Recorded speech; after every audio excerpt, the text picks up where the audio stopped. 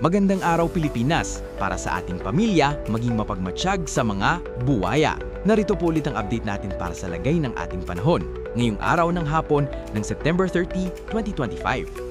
Sa ngayon po ay papasok na anumang sandali sa Philippine Area of Responsibility ang sama ng panahon na nasa silangan po ngayon ng Bicol Region, about 1,190 kilometers east ng Catanduanes. At nasa medium chance na po ang posibilidad na maging bagyo yan base po sa datos ng JMA. At kikinis po yan pakaluran at posible ang mabilisan niya na paglakas habang nasa Philippine Sea. At kung ganap na po yan na bagyo, ay tatawagin na sa local name na Bagyong Paulo within 24 to 48 hours habang kikilos muli pa north-northwest. At may posibilidad rin na aabot yan into typhoon category habang nagbabanta muli na daanan ang dinaanan po ng dating bagyong Nando. Pero paalala lamang po na posible pa na magbago ang forecast na ito, kaya patuloy lamang po natin na babantayan ang development niyan, lalo na at nasa malayo pa, nasa karagatan.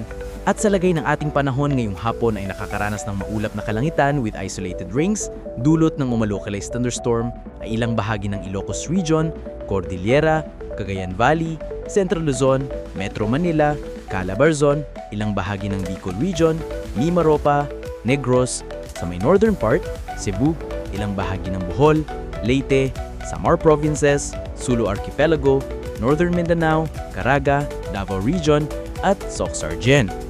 At mamayang gabi po may mga isolated rains pa rin sa ilang bahagi ng Central Luzon, Metro Manila, Northern Luzon, Southern Luzon, maging sa ilang bahagi ng Visayas at Mindanao.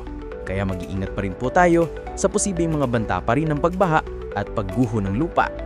At sa atin naman pong mga mangingisda, wala po tayo nakataas na namang gale warning signals, pero yung pag-iingat lamang po kung papalo tayo para mas makaiwas sa mga sakunang pangkaragatan. Para sa mga isyong napapanaon, dapat laging maging in for the nation. Here's our inspirational quotes of the day.